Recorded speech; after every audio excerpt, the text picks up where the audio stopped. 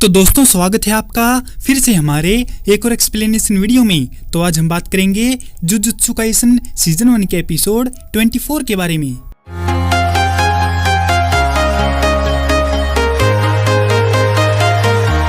UG और Nobara एसो के सामने खड़े थे।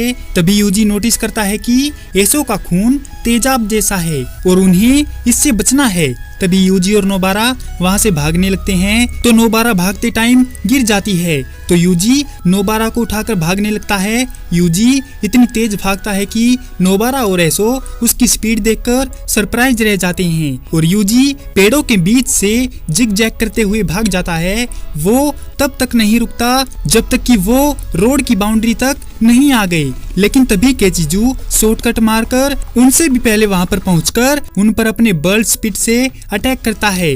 वो बच तो जाते हैं लेकिन उनके चेहरे का लेफ्ट साइड हिस्सा खून से लथपथ हो जाता है। तभी वहां एसो आकर कहता है कि डरो मत, मेरे भाई के खून में सड़ाने वाली खूबियां नहीं हैं और एसो का खून भी उन्हें तब मार पाएगा जब उनकी पूरी बॉडी खून में भीगी होगी। एसो सोचता है कि खून लगने की वजह से यूजी अब 15 मिनट और जीवित रह पाएगा, जबकि नोबारा के पास लगभग 10 मिनट और होंगे और सुबह तक केवल उनकी हड्डियां ही बचेंगी। फ्लैशबैक में हमें पता चलता है कि डेथ पेंटिंग वॉर्म्स कैसे एग्जिस्टेंस में आए। एक लड़की जो ह्यूमन सोल हाइब्रिड को जन्म दे सकती थी, उसे पता भी नहीं चला और वो माँ बन गई। अपने घर वालों से मिली जिल्लत से परेशान होकर वो अपने मर चुके बच्चे को लेकर एक मंदिर में भाग गई थी जहाँ जुजुत्सु जादूगर नोरिटोशी कामो रहता था, जहां उसने उस लड़की पर कई एक्सपेरिमेंट किए और उसे 9 बार प्रेग्नेंट किया और 9 ही बार उसका अबॉर्शन भी किया। इसके बाद उसके और लड़की के साथ क्या हुआ, इसके सभी रिकॉर्ड्स जला दिए गए थे। फिर 9 डेथ पेंटिंग बनी, जिनमें से पहली, दूसरी और तीसरी इतनी शक्तिशाली थी कि उनको अव्वल दर्जे का स्थान मिला। ये डेथ पेंटिंग्स 150 सालों तक कैद में थी और जब इन्हें आजाद किया गया तब इनका बड़ा भाई चोसो एसो और केचिजू को समझाता है कि उन्हें शापित आत्माओं का साथ देना है, क्योंकि जैसी दुनिया वो बनाना चाहते हैं उनमें हम आराम से रह सकते हैं। एक बात और, ये तीनों भाई एक दूसरे की ताकत भी हैं और कमजोरी भी।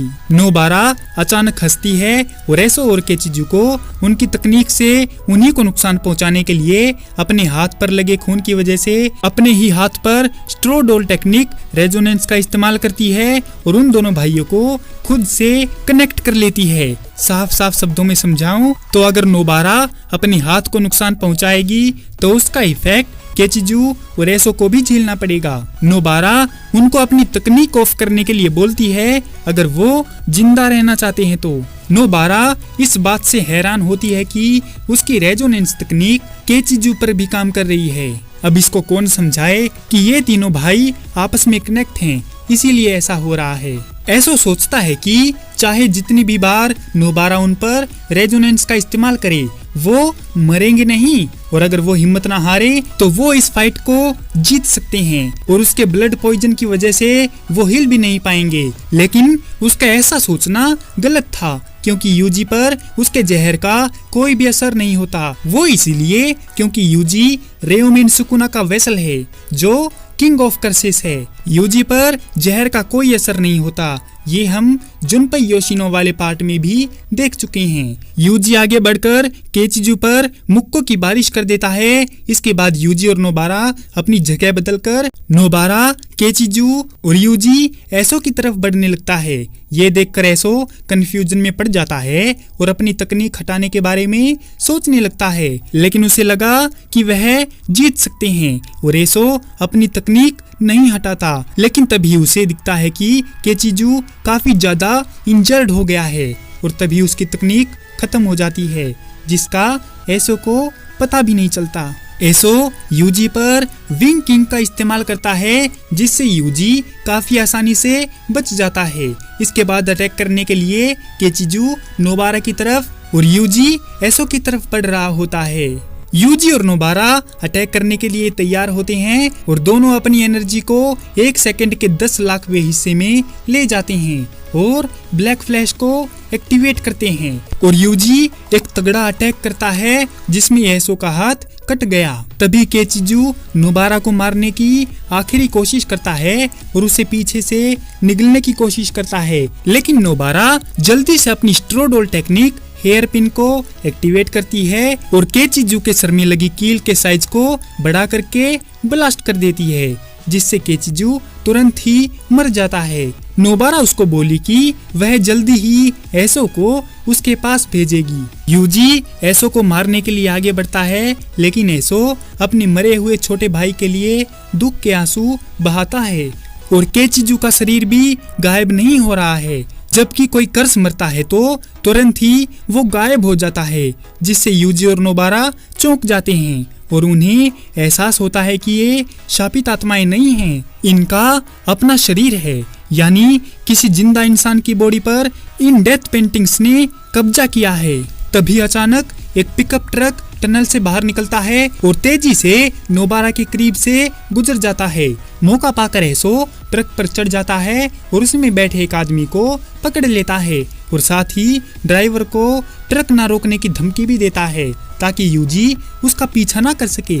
एसो को लगा कि अब वो बच जाएगा, लेकिन जब वो देखता है कि यूजी उसके पीछे आ रहा है और नोबारा उसके कटे हुए हाथ पर अपनी स्ट्रोडोल टेक्निक का इस्तेमाल करने वाली है, एसो हैरान होता है कि नोबारा क्या कर रही है।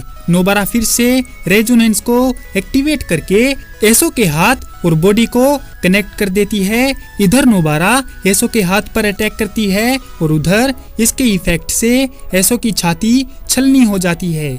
मौका देखकर यूजी एसो पर डाइवर्जेंट फिस्ट के इस्तेमाल से उसको मार डालता है। दूसरी तरफ चोसो को अपने भाइयों की मौत का पता चल जाता है और वह बोर्ड गेम की गोटियों को तोड़ देता है, जिससे महितो को गुस्सा आता है। गेटो हैरान होता है कि चोसो को यह बात कैसे पता चल गई। फिर गेटो चोसो को बताता है कि एसो और केचिजू दोनों को यूजी और उसके दोस्तों ने मार डाला है, जिस पर महितो ये सुनकर स्माइल करता है।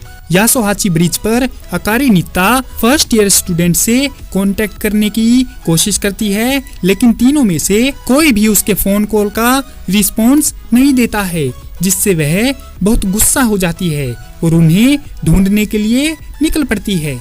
फाइट के बाद यूजी और नोबारा जंगल में से जा रहे हैं और डेथ पेंटिंग वॉर्म्स के बारे में बात कर रहे हैं। यूजी नोबारा से उसकी खैरियत पूछता है तो नोबारा बोली कि वो ठीक है, लेकिन उसे उन ट्रक वालों की फिक्र हो रही है। लेफ्ट हैंड इंजर्ड होने पर उसे शक है कि क्या सोको इस टाइम अवेलेबल होंगी। फिर यूजी नोबारा से पहली बार इंसान को मारने के एक्सपीरियंस के बारे में पूछता है तो नोबारा ने कहा कि जुजुत्सु जादूगर की जिंदगी में ये सब होता रहता है, इसमें दुखी होने वाली कोई बात नहीं है। इसके बाद दोनों ब्रिज के नीचे पहुंचती हैं और बेहोश मेगुमी को होश में लाते हैं। जब मेगुमी उठता है तब मेगुमी बोला, तुम अपनी बकवास और नोटंकी दोनों बंद करो, मुझे सिर दर्द हो रहा है। फिर नोबारा मेगुमी से सुकुना की उंगली पास रखकर सोने का कारण पूछती है, पर मेगुमी बोला कि ये सब छोड़ो, हमें नित्ता मैडम को बुलाना होगा और इस उंगली को सील कराना होगा क्योंकि शापित शक्तियाँ आ रही हैं। तभी यूजी बोला, अरे मैं इसे खा लूं? ये कोई नाश्ता नहीं है। लेकिन मेगुमी इसके खिलाफ है क्योंकि उन्हें पता नहीं है कि यूजी कितनी फिंगर्स की पावर कंट्रोल कर सकता है। यानी कि अगर यूजी उस उंगली को खा लेता है और सुकुना यूजी के कंट्रोल से निकलकर बाहर आ गया तो मेगुमी और नोबारा उसे रोक नहीं पाएंगे।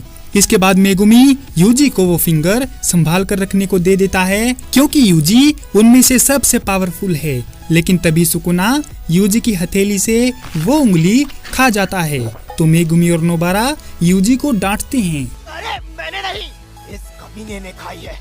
Thanks, love you.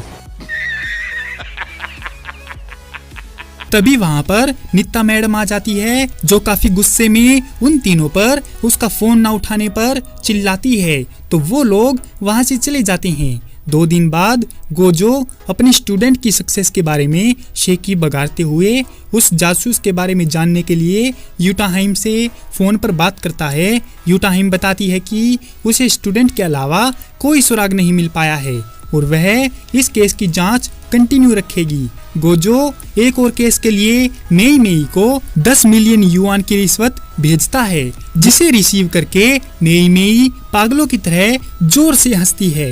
Megumi Nobara को बताता है कि सुकुना के रिटर्न ने यासोहाची ब्रिज के कर्सेस को एक्टिवेट कर दिया है और कहता है कि यूजी को इसके बारे में मत बताना, नहीं तो वो उन हत्याओं के लिए खुद को दोषी मानेगा, जबकि यूजी को इस बारे में पता है। उसी समय सुकुना यूजी को बोला कि उसके जिंदा रहने की वजह से ही बहुत सारे लोग मारे जाएंगे, जिस पर यूजी सुकुना से कहता है कि वह मेगुमी को ये बात कभी ना बताए। टोक्यो जुजुत्सु हाई स्कूल में मागी और पांडा प्रैक्टिस कर रहे हैं, जबकि टोगे बैठा है और उन्हें देख रहा है। पांडा बैठ जाता है और दोनों से पूछता है कि क्या उन्हें पता है कि फर्स्ट ईयर के स्टूडेंट्स ने 3 अव्वल दर्जे के कर्सेस को मारा है। तो माकी बोली कि हम उनसे ऊंचे रैंक पर हैं और बड़े कारनामे वो कर रहे हैं, तो हम रुक नहीं सकते। इतना बोलकर माकी पांडा पर टूट पड़ती है और उसको धो डालती है।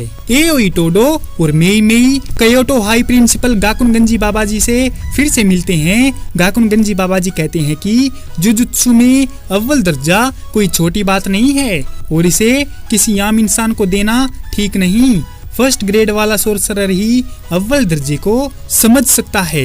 इस बात को ध्यान में रखकर अपना फैसला बताओ। तो वे दोनों यूजी मेगुमी नोबारा माकी और पांडा को फर्स्ट ग्रेड सोर्सरर के रूप में लेवल अप करने की रिक्वेस्ट करते हैं और उधर यूजी नोबारा और मेगुमी साथ में शॉपिंग करने गए थे। तभी यूजी ने बाय मिस्टेक नोबारा का सामान गिरा दिया, जिससे नोबारा बहुत गुस्सा होती है और यूजी पर भड़कती है। तो यूजी तुरंत माफी मांगता है, जबकि मेगुमी को शर्म आ रही थी। लेकिन अचानक गोजो सेंसेई मेगुमी को कॉल करता है। मेगुमी यूजी और नोबारा को बताता है कि उन्हें किसी टॉप सीक्रेट मिशन के लिए गोजो से मिलना है। इस सीजन के साथ ये एपिसोड यहीं पर खत्म हो जाता है। तो दोस्तों, कैसी लगी आपको जुजुत्सु काइसन सीजन 1 के आखिरी एपिसोड 24 की ये एक्सप्लेनेशन वीडियो? अगर आपको यह वीडियो पसंद आई हो तो इसे लाइक और हमारे चैनल को सब्सक्राइब जरूर करें। आपका हमारी वीडियो देखने के लिए बहुत बहुत धन्यवाद और शुक्रिया।